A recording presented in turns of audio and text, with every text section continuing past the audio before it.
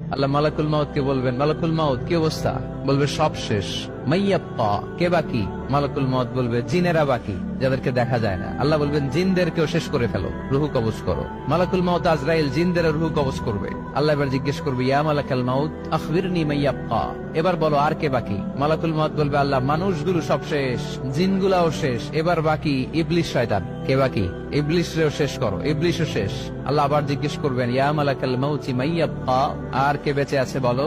মালাকুল মাউত বলবে, আল্লাহ আপনার কথা অনুযায়ী পৃথিবীর সব মানুষের রূহ কবজ করলাম, সব জিনদের রূহ কবজ করলাম, ইবলিসের রূহ কবজ করলাম, এখন আছে শুধু ফেরেশতা।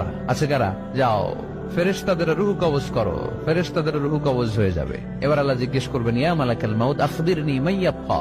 মালাকুল মাউত বলবে, আল্লাহ আপনার কথা মতো ধরে ধরে সব শেষ, ফেরেশতাও শেষ, 4 জন ছাড়া। কয়জন ছাড়া? জোরে বলেন, কয়জন ছাড়া?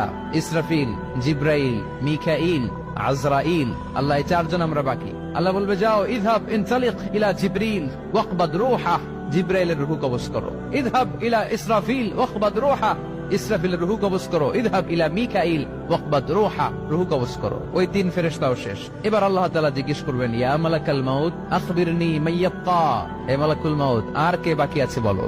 মালাকুল মাউত বলবে, আল্লাহ আপনার কথা মতো মানুষগুলো শেষ, জিনগুলো শেষ, ইবলিস শেষ, আমার বাকি 3 ভাই ইসরাফিল, মিকাইল, জিব্রাইলও শেষ, শুধু আমি, শুধু আমি। আল্লাহ বলবেন, কেউ নাই? মালাকুল মাউত বলবে, না আল্লাহ কেউ নাই।